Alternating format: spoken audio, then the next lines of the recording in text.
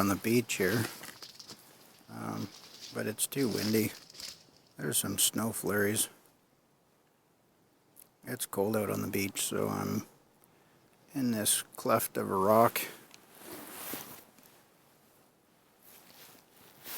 Anyway, it's a nice little spot. It may not be the most visually stunning place, but this is where I am. Just hold up out of the way. I needed to get out of the house today. I got a thermos and some hot tea. So I'm just going to read some stories that I wrote. Well, at least one or two anyway.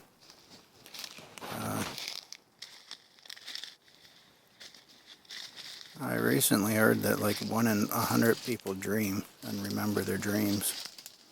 So I guess I'm an odd duck. I'm one of those people that has pretty vivid dreams. So this is, yeah, I'll just read it.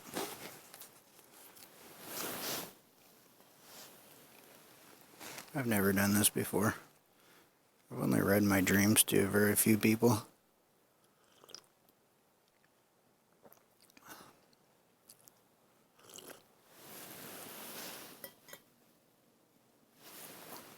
I just didn't feel like building a fire and cooking anything. I just felt like getting out of the house and holing up somewhere. And oh, it's a different perspective. This one's called Dusky and Blue.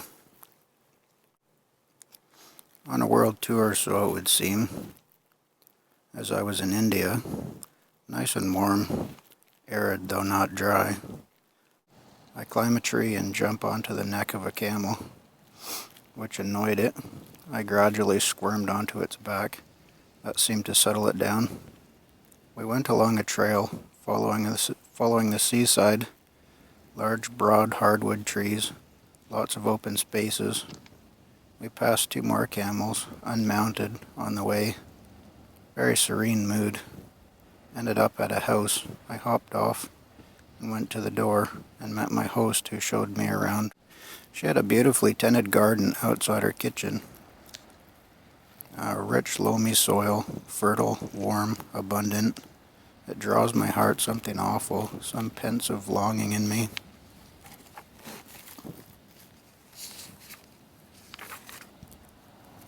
She showed me around her house, which suited my taste very well.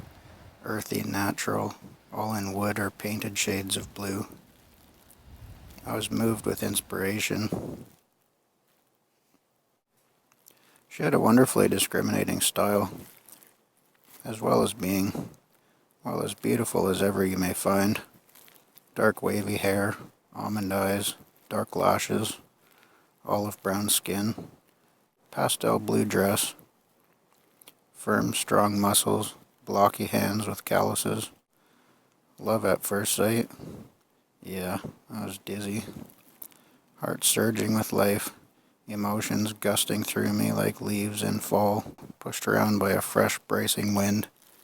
I couldn't withstand her presence. It was too much. I was losing myself to an internal storm. I didn't even know her. How could I betray my feelings? They were becoming externalized beyond my control. Control? I'd chucked that. Embraced it with passion. It was wonderful. Heedlessly, I was swept away. I sought privacy lest she disapprove, and so diminish me. I asked to see the washroom. I sat down, still turbulent and loving it. I peered towards the blue cloth separating the kitchen. It was gently fluttering in the warm breeze. By chance it parted, and our eyes met. The shock. A vibrating thrill passed through me. Why was she looking? It was obvious. How soft her face. It drew me so strongly. I nearly floated from the spell. And what I met, what I couldn't help but see, Her liquid eye had sought me out, and once found, hungered unrelenting, helpless, void of thoughts resisting, gave way and followed, curious, pensive, testing, inflamed innocence. Her delighted eye betrayed her. How could I not know that look? It was mirrored in my soul. Why was I waking up? Why did I have to pee so bad? I could have blasted mountains from my way to claw my way back to her.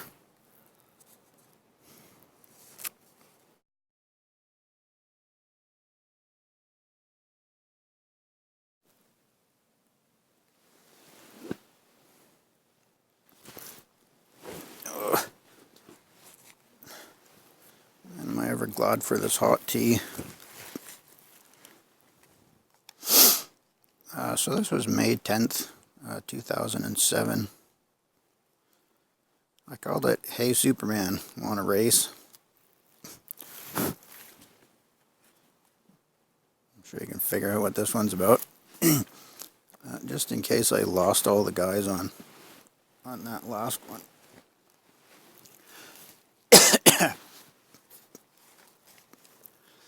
I know you guys have had dreams about girls before. It's not that big a deal. But how many of you guys have names for your dream girl? I call her Allie, because I see her quite a bit.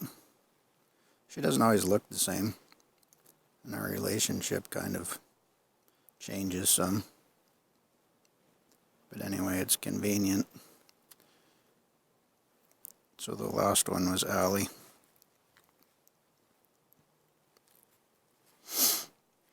"Hey Superman, want a race?" Oh my goodness. I just stuck a note to read this one. I haven't read it for a while. So there's this girl Lorraine. He totally had a crush on her for years, but her personality was not suitable. So nothing ever happened. So in the dream, I saw Lorraine and went over and said hi. And after leaving, I say goodbye to Lorraine with a sad face there. I'm flying at 30 feet over a small crowd.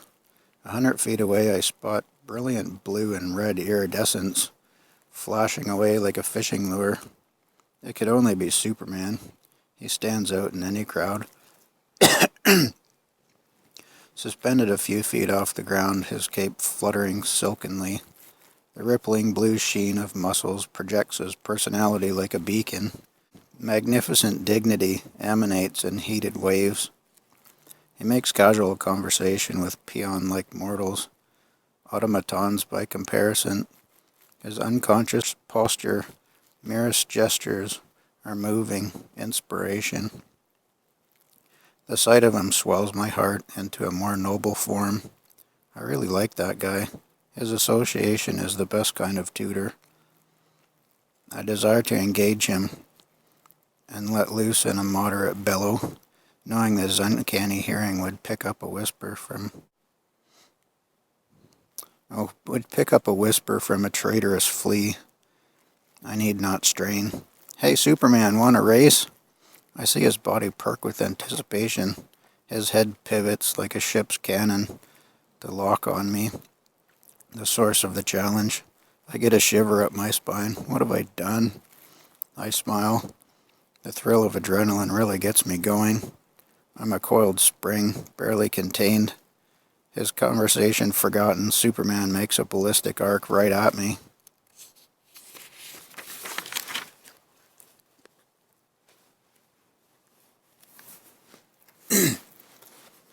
He moves with the authority of a mountain, though light as a feather. If he hadn't slowed down to greet me, I got the feeling I would have splashed into atoms and fell like rain in his wake. Bless his noble heart for the courtesy. I see his brows darken in thought for a space, then the light of recognition. Although we've never met, he knows me by reputation. "Ahab," says he. "Superman," says I. We shake hands. The man of steel looks at my hand, perplexed. I thought it would grip like iron. Somewhat affronted, I come back, while squeezing for all I'm worth. Yeah, and I thought your two-dimensional personality would crumple like a page of a comic book. Snicker. Politeness dictated we sweep that one away. I gave him an impudent grin, and we tore off through the sky, twin meteorites, beyond the ken of mortal men. Well, I sensed the edge of competition had gone from him. He wasn't straining himself. His focus changed to a relational interaction and dialogue, pleasantly engaged, a sense of freedom from no longer being hobbled by ground-hugging bipeds. Ahab was also in his element, reclined on his back, enjoying the whirlwind rippling past him, tearing at his form with fury. Superman a pace or two behind, on a Sunday stroll across the continent. I decided against the thunderous racket, invigorating though it was. In favor of conversation, I unleashed my power and broke the sound barrier, and then kept pushing till it felt like molten stone hurled against my back from a volcano. I idly watched the microbes explode from instantaneous vacuum, only to incinerate when friction-heated air slammed back into place with thunder. I felt the edge of melancholy at their death and remarked to Superman that Jesus likely stepped on ants when he walked. Superman replied that maybe that's why he liked to walk on water. We shared a moment of inexplicable kinship with our Maker, and ceased to question why. I tried some evasive maneuvers, creating a solid force to collide with, then using the kinetic energy to change my direction instantly, or stopping entirely. Well, the Man of Steel's reflexes are fast enough to make all this look like a synchronized swimming duet. He even, for a show, took on a magnanimous air and kept up his monologue with a pedantic staccato of a metronome.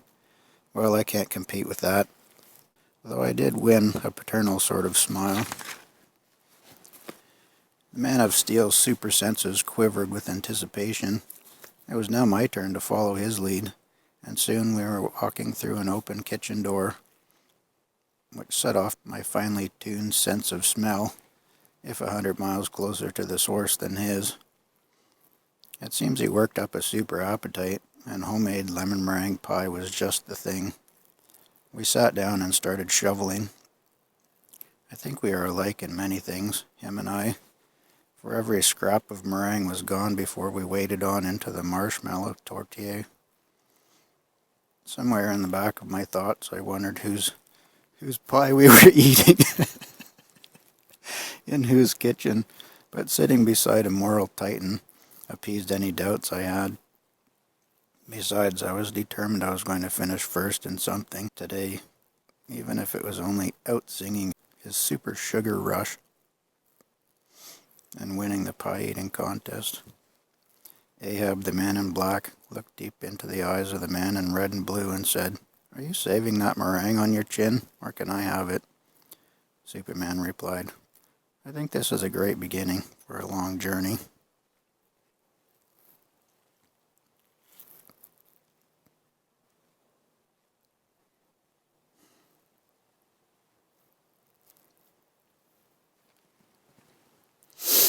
That was kind of silly, but anyway, that's the day I met Superman in person.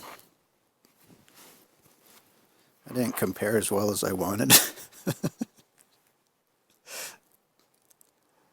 Oh well, what can you do?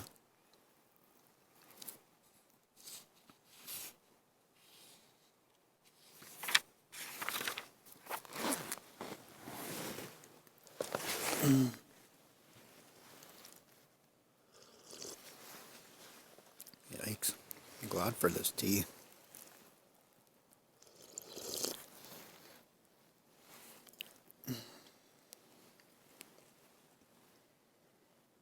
Well, that's all I had planned.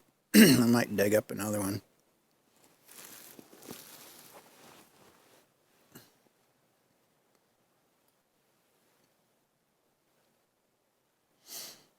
There's tons of...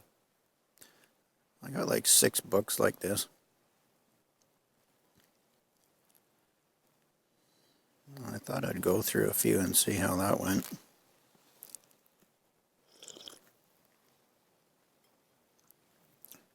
Dreams are strange. Like when you're having a dream, there's no inhibition whatsoever. Like every feeling you have just goes out to the extent of that feeling.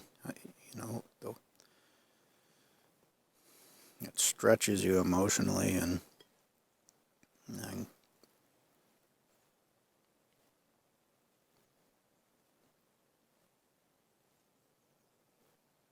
anyway, kind of lets you do things you never do in life, like in the waking world.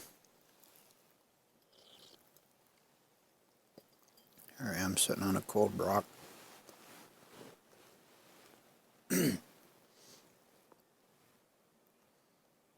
Picking up boulders and throwing them in your dreams is fun.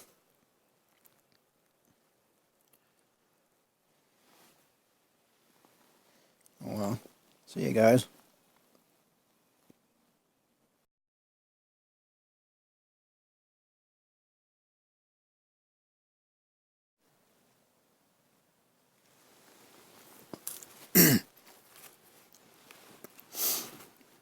I found another one. This one's a bit whimsical and silly.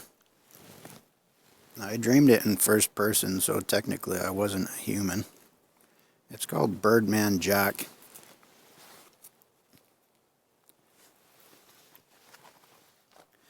I don't think I'm on Earth. It's like some metropolis somewhere else. It's on some other planet, but it's called New York City. It's like New York City, but they dropped the new.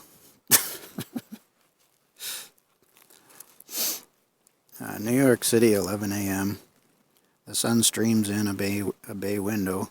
A large double bed stands squarely in the middle of a patch of sun. The spacious flat, mildly strewn with wreckage, is leavings from a couple days of late-night carousings. No serious matter, to be dealt with later when the fun stops. The blankets rustle. Yawns and inarticulate mutterings ensue, muffled somewhat by fluffy pillows. First one, then another. A pair of webbed feet are poking out from under the white cotton sheet, the only covering on a warm summer's day.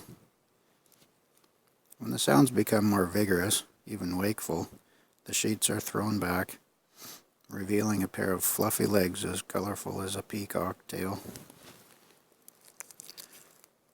Bushy like a pair of sheepskin chaps, sumptuous almost, glowing as the sunlight shimmers off the metallic-colored feathers. The birdman wakes, well rested from his slumber. An idle hand scratches at a few downy curls scattered about his chest. Broad, thickly muscled, but smoothed over and not imposing. Fun-loving and mild. A pattering scritch is heard as large duck-like feet finally meet the floor. One more energetic stretch and the day is met with optimism. A handsome face framed in bouncy curls, chestnut brown, pulsing to an inner rhythm, like the dancing never ends, as if last night was only moments ago. You can't miss the strut. One healthy ego here. A drummer all his own beats a loud and lively tune, with no meager skill. Every movement alive with poise. Image to be seen, admired, and not without affection. His feathered shoulders look like football pads, wrap around the shoulder blades, and leave neck and chest bare. Iridescent feathers flounce like Broadway girls. Emerald, rose, sapphire blue, a borrowed rainbow. Tantalizing, airy, accentuating wiggles.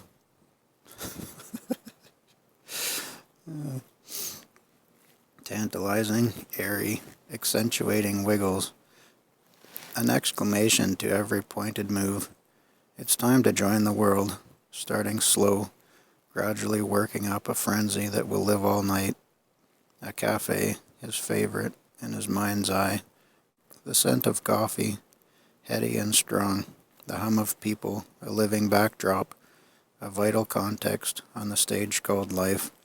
Birdman Jack rolls up his steps, a pause, merged with the new day on the streets of New York City.